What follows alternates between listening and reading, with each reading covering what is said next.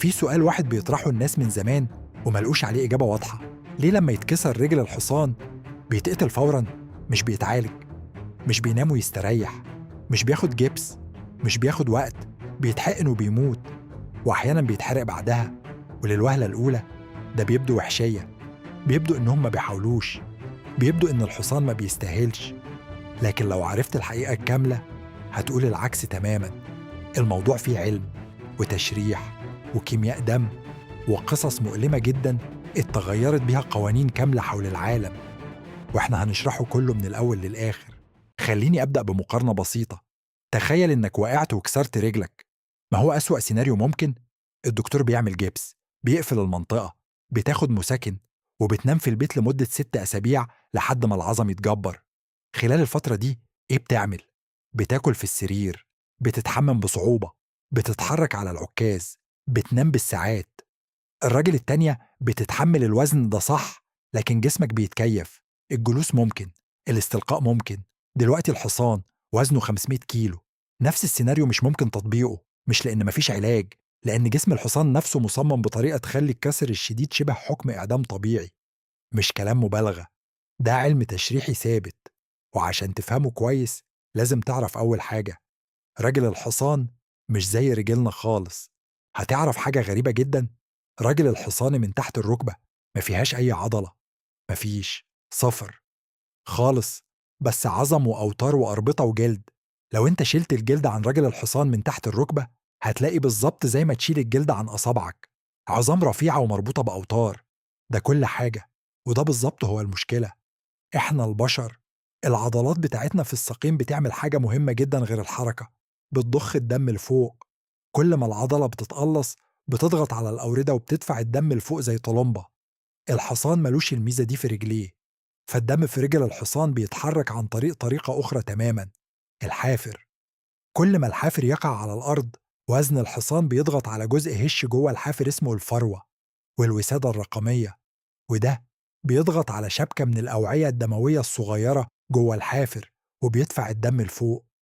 وبعدين لما الحافر يتشيل الأوعية دي بتتفتح وبتمتلئ تاني. يعني كل خطوة خطوة الحصان بيضخ الدم من أسفل رجليه لفوق. الحافر هو القلب التاني بتاع الحصان. دلوقتي تخيل إيه بيحصل لو الراجل اتكسرت وما وقعتش على الأرض. الدم بيقف، الأنسجة جوه الراجل ما بتاخدش أكسجين، والعدوى بتبدأ تعيط من هناك. ده مش تبسيط، ده بالظبط اللي بيحصل. خليني أشرح لك تركيب العظام بشكل أوضح. العظمة اللي بنتكلم عنها في معظم الكسور الشديدة اسمها عظمة الكانون أو كانون بون. دي الجزء اللي بين الركبة والرسغ في الرجل، عظمة رفيعة نسبيا، ومع ذلك بتتحمل وزن حصان كامل 500 إلى 600 كيلو في كل خطوة وفي كل جري. لما الحصان بيجري بسرعة قصوى السرعة دي ممكن تعدى 60 كيلو في الساعة، وعند كل خطوة الصدمة على الراجل بتكون مضاعفة بكتير عن مجرد وزن الحصان. 65% من وزن جسم الحصان على الرجلين الأماميين. يعني لو الحصان وزنه 500 كيلو تقريبا 325 كيلو على رجليه الأماميين باستمرار. وده معناه إنه لو راجل واحدة اتكسرت الراجل التانية لوحدها لازم تشيل نص وزن الجسم، وده لفترة مش ثانية ولا دقيقة. لو الحصان محتاج شهور تعافي الراجل التانية هتشيل الضغط ده لشهور. والنتيجة مش مجرد تعب، النتيجة اسمها التهاب الحافر أو اللامينايتس. وده بالظبط اللي قتل أشهر خيول التاريخ الحديث. اللامينايتس مش مجرد التهاب عادي، الحافر بتاع الحصان مش بس ظفر كبير، جواه بنية معقدة. في عظمة اسمها عظمة الحافر أو بي 3، ودي معلقة جوه الحافر بشبكة من النسيج الحساس اسمه اللامينا. فكروا زي خطافات تماسك صغيرة جدا بتربط العظمة جوه الحافر. لما الحصان بيرمي كل وزنه على رجل واحدة لفترة طويلة الضغط الزائد ده بيسبب التهاب في اللامينا دي، ولما اللامينا تلتهب الخطافات بتضعف، وبعدين الخطافات بتنكسر، وعظمة الحافر بثلاثة تبدأ تتحرك لأسفل جوه الحافر. مش استعارة، مش مبالغة، العظمة فعلا بتنزل لأسفل، وفي الحالات الشديدة بتخترق قاع الحافر من جوه. ده مؤلم بشكل لا يتخيل. والأطباء البيطريين بيقولوا إن اللامينايتس المتقدم من أشد أنواع الألم اللي ممكن يعيشها الحصان. والجزء الأصعب: اللامينايتس مش قابل للإصلاح الكامل. ممكن تخففه ممكن توقفه، لكن الضرر اللي بيحصل ما بيرجعش. وده اللي بيفسر ليه حتى الخيول اللي نجحت عمليتها وعاشت ممكن بعد شهور تنهار تاني لأن الراجل السليمة ما قدرتش تتحمل. السادس من مايو عام 2006 حصان اسمه بربارو دخل سباق كونتاكي ديربي، أشهر سباق خيول في العالم. مش بس ربح بفارق 6 خطوات ونص، أكبر هامش فوز منذ 60 سنة. وكان أول حصان في 5 سنوات يدخل السباق بعد انقطاع طويل ويربح. الجوكي ما استخدمش الصوت مرة واحدة في السباق. الحصان كان يسبق بالحماسة الطبيعية بتاعته. الكل عارف إن في التاريخ الحديث ما كانش في حصان قادر يكسب ال3 تيجان الكبرى تريبل كراون غيره. أسبوعين بعد كده في سباق البريكنس ستيكس الجوكي سمع صوت، مش صوت عادي، صوت زي حاجة اتكسرت من جوه. في الثواني الأولى من السباق بربارو كسر 20 عظمة في رجله الخلفية اليمنى، عظمة الكانون، العظمة الخلفية، عظمة الرسغ ومفصل الرسغ الدلع كله. أجريت له عملية لأكتر من 6 ساعات، 23 برغي وصفيحة تيتانيوم، وصحي من التخدير بهدوء. الدكتور دين ريتشاردسون قال وقتها الفرصة 50/50. لكن الرجل بدأت تتحسن، وأمريكا كلها بدأت تتابع الخبر يوميا. آلاف رسائل الدعم وصلت لمشفاه، الجرايد بتكتب عنه، القنوات بتذيع تقارير عن حالته كل أسبوع. لكن الرجل التانية اللي شالت كل الوزن بدأت تحتاج اللامينايتس. في يوليو 2006 نزل اللامينايتس في الرجل الخلفية اليسرى. الأطباء قطعوا 80% من الحافر ورجعت تتحسن. ثم في الرجل الأمامية اليمنى خراج، ثم في الأمامية اليسرى مشاكل. الجسم كله بدأ ينهك. لكن بربارو كان لسه واقف، لسه بياكل، ومش ظاهر عليه إنه مستسلم. في ليلة 28 من يناير 2007 لأول مرة في 8 شهور بربارو ما رقدش، وقف طول الليل، وكان واضح إنه في ألم مش قادر يتحكم فيه. في صبح 29 من يناير 2007 صاحبه بربارو قال مش قادرين نتحكم في الألم أكتر من كده، وتم إعدام بربارو برحمة في نفس اليوم.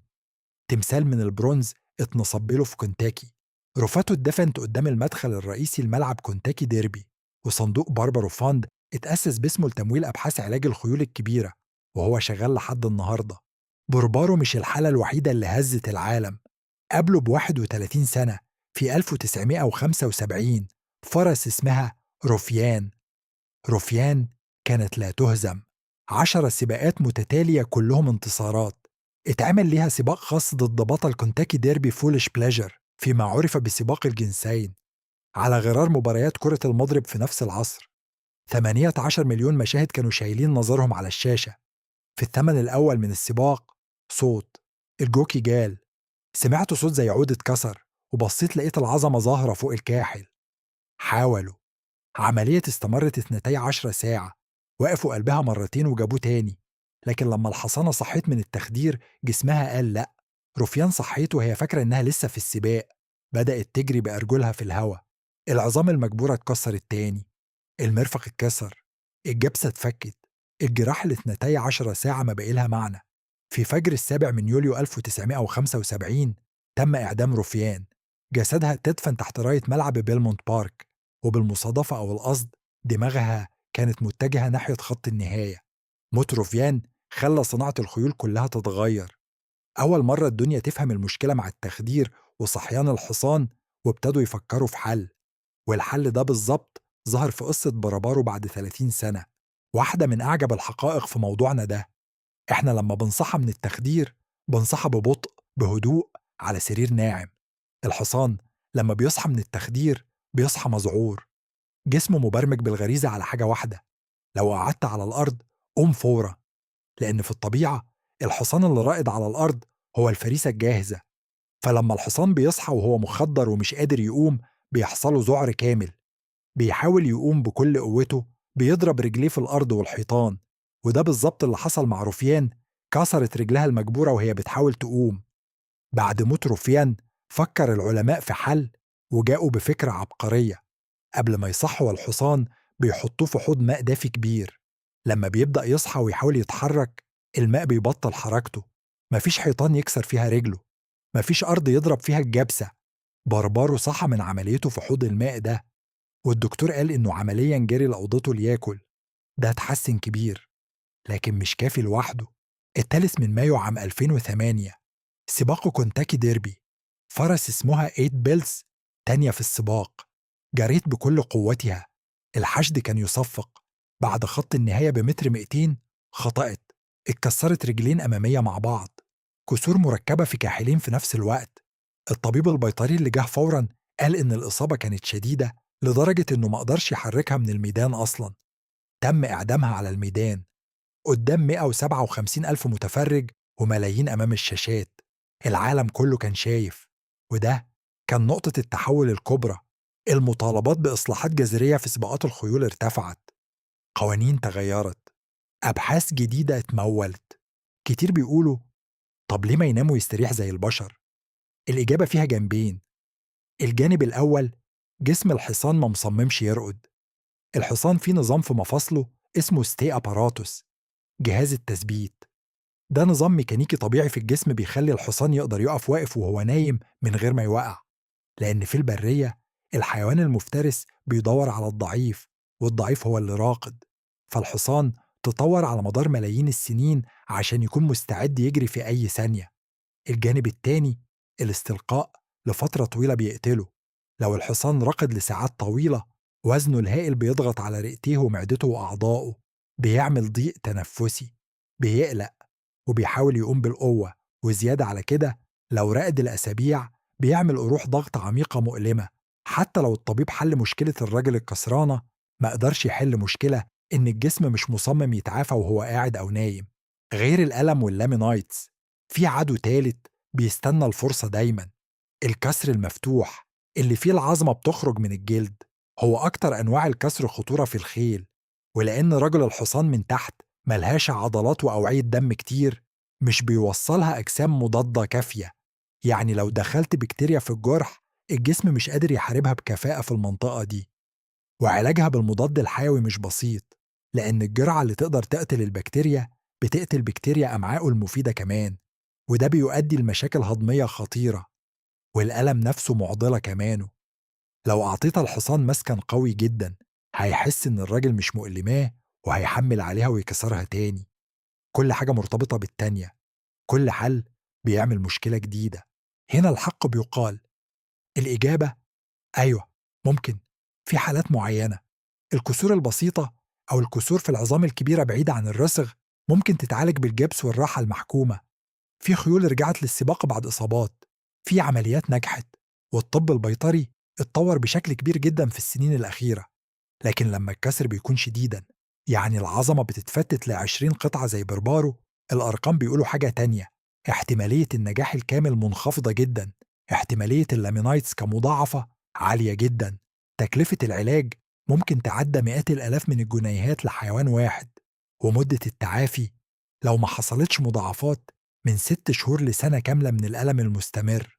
والجمعية الأمريكية لأطباء الخيول AAAB، أرقى جمعية طبية في المجال ده، بتقول رسمياً الإعدام الرحيم هو خيار طبي مقبول إنسانياً ومناسب، لما يقدر أن استمرار العلاج سيسبب معاناة مزمنة بدون أفق للشفاء التام. مش ده قسوة، ده موقف طبي نابع من احترام الحيوان. دلوقتي نيجي للجزء اللي خلى السؤال يتطرح أصلاً. ليه بعد الإعدام بيتحرق الجسم؟ أولاً، مش كل الخيول بتتحرق، ده بيتوقف على البلد والظروف والسبب. بس في الحالات اللي بيحصل فيها، في الغرب خصوصاً، في أسباب طبية وبيئية واضحة جداً. السبب الأول، منع انتشار الأمراض. لو الإصابة كانت بسبب عدوى بكتيرية أو فطرية خطيرة، إحراق الجثة بيمنع انتشار العدوى للتربة أو للحيوانات التانية اللي ممكن تاكل من الجثة. السبب التاني، السموم من التخدير. الخيول لما بتتعالج بتاخد جرعات ضخمة من مواد التخدير والمسكنات. لو جثة الحصان ترك في البيئة، الحيوانات اللي تاكل منها، كلاب، طيور، ذئاب، عقبان، ممكن تتسمم من المواد دي. السبب الثالث، الحجم. جسم حصان وزنه 500 كيلو مش بسيط يدفن في أي مكان. في بعض المزارع والملاعب الكبيرة، الدفن السليم بيحتاج مكان وإجراءات خاصة. والإحراق بيكون أسرع وأأمن بيئياً في السياقات دي. في مصر والعالم العربي عموماً، الإحراق مش الممارسة الشائعة، بيكون دفن أو تمر. لكن الأساس الطبي للإعدام نفسه واحد في كل مكان. العلم مش واقف. أولاً، الأطراف الصناعية للخيول. في طبيب أمريكي اسمه الدكتور تيد فلاهوس من ولاية وايومينج أجرى أكتر من 100 عملية بتر وتركيب طرف صناعي للخيل. بعض الخيول دي رجعت لحياة طبيعية نسبيا في المراعي. الطرف الصناعي بيتعمل من ألياف الكربون والتيتانيوم، وفي نظام امتصاص صدمات، وبيتلبس على الجزء المبتور ببطانة مريحة. لكن والبس مهمة، الطرف الصناعي ده مناسب بس للبتر اللي يكون فوق جزء معين من الراجل. مش كل كسر ينفع معاه بتر وطرف صناعي. وعلى حسب الجراح، بعض الخيول بتتكيف والبعض الآخر بيعاني. وتكلفة الطرف وحده من 5000 دولار للأعلى. وبعدين في متطلبات عناية يومية مدى الحياة. ثانياً، أسطح السباق. بعد وفاة إيد بيلز عام 2008، كاليفورنيا أصدرت قانون يلزم ملاعب السباق الكبيرة بتغيير الأرضية من التراب للأسطح الصناعية اللينة اللي بتمتص الصدمة أكتر وبتقلل الإصابات. ثالثاً، اكتشاف الكسور الصغيرة قبل الكارثة. الباحثة الدكتورة سوزان ستوفر من جامعة كاليفورنيا عملت أبحاثاً على خيول ماتت من كسور، ولقت إن أكتر من 90% منهم كان عندهم كسور إجهاد صغيرة قبل الحادثة الكبيرة. يعني العظمة مش بتكسر من ضربة واحدة، بتتهشش تدريجياً مع الوقت، والحصان ممكن يكمل يجري وهو مش واضح عليه إنه بيتأذى. دلوقتي في بحث على اختبار دم يكشف إشارات حيوية في الدم بتدل على إن العظم بدأ يتضرر قبل ما يحصل الكسر الكامل. لو اتنجح الاختبار ده، هيتقدر إيقاف الحصان عن السباق قبل الكارثة، مش بعدها. رابعاً، بنك بيانات الإصابات. بعد وفاة بربارو 2006، صناعة سباق الخيول في أمريكا الشمالية أسست أول قاعدة بيانات موحدة لإصابات الخيل. الهدف إنهم يشوفوا الأنماط، يعرفوا أي أنواع الإصابات الأشيع وأي الظروف بتزود الخطر. ده مش مجرد بحث أكاديمي، ده نظام إنذار مبكر بيتبنى ببطء لحماية الخيل. في ناس بتشوف الموضوع من زاوية أخلاقية وبتقول مش من حقنا نقتل حيوان عشان الموضوع صعب. الكلام ده له وجهته، والجدل ده موجود حتى في الأوساط الطبية البيطرية نفسها. لكن الإجابة الطبية البيطرية المتفق عليها عالميا هي الإعدام الرحيم مش قرار سهل، ومش قرار بيتخذ بخفة. لكن إجبار حصان، حيوان مصمم للجري والحركة والحياة في المراعي، على شهور وسنين من الألم المستمر، الحبس في اسطبل، الوقوف ممنوع، الحركة ممنوعة، وإمكانية شفاء منخفضة جدا، هل ده أكثر رحمة؟ الجمعية الأمريكية لأطباء الخيول لما بتقول إن الإعدام الرحيم هو أداة علاجية مشروعة، مش بتقول كده عشان اللامبالاة، بتقولها عشان الحصان مش إنسان قادر يفهم ليه بيتألم ومش قادر يختار يتحمل أو لأ. والطبيب البيطري اللي كان بيعالج بربره 8 شهور ما أعدمه إلا لما الإجابة بقت واضحة، إن الألم بقى أكبر من قدرة الطب إنه يتحكم فيه. تخيل إنك الشخص اللي اشترى الحصان بعمره، رباه، بحبه، ودلوقتي الطبيب بيقولك ممكن نحاول، بس الفرصة ضعيفة، والألم هيكون شديد، والتكلفة هائلة، والنتيجة غير مضمونة. ده قرار مش بيتاخد بسهولة. وكتير من الأمثلة الموثقة في العالم، خيول قليلة القيمة المادية اتعالجت وعاشت عشان صاحبها كان مستعد يتحمل التكلفة العاطفية والمادية. وخيول غالية التمن وبتاعت أصحاب أغنياء تم إعدامها لأن تقييم الأطباء كان إن فرصتها صفر. المادة مش دايما هي القرار، لكن الرحمة دايما هي. الحصان كتبناه في أساطيرنا القديمة، الحصان الموجود في نقوش الفراعنة وعربياتهم الحربية، الحصان اللي فتح القارات على ظهره، الحصان اللي قسمنا بيه قوة المحركات وقلنا حصان قوة. حيوان شيل من الإنسان أكتر مما أخد. ومع كل ده، جسمه المصمم للعظمة والسرعة فيه ثغرة واحدة صغيرة جدا، ثغرة مفيش طبيب في العالم قدر يسدها كاملا لحد دلوقتي. راجل بدون عضلة، حافر بدون ضخ، لمينة بدون رجعة، أقوى حيوان على وجه الأرض، هشاشته في الراجل.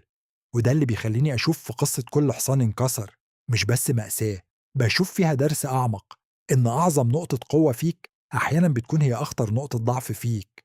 الحصان خلق يجري ومن الجري انكسر، الإنسان بيكبر بطموحه ومن الطموح بيتعب، الحضارات قامت على عظمتها ومن عظمتها سقطت. ده مش ضعف، ده طبيعة كل حاجة جميلة وقوية في الدنيا. بس لو عرفنا الثغرة نقدر نحميها. وده بالظبط اللي بيعمله العلماء دلوقتي مع الخيول، وده اللي المفروض نعمله إحنا مع نفسنا كمان. الفيديو ده لو فتح لك بابا جديد، اشترك في القناة وفعل الجرس وقولي في الكومنتس إيه أغرب سؤال في دماغك عن الحيوانات، ممكن يبقى موضوع الفيديو الجاي، وشير الفيديو لأي حد بتعتقد إنه هيتعجب من الإجابة.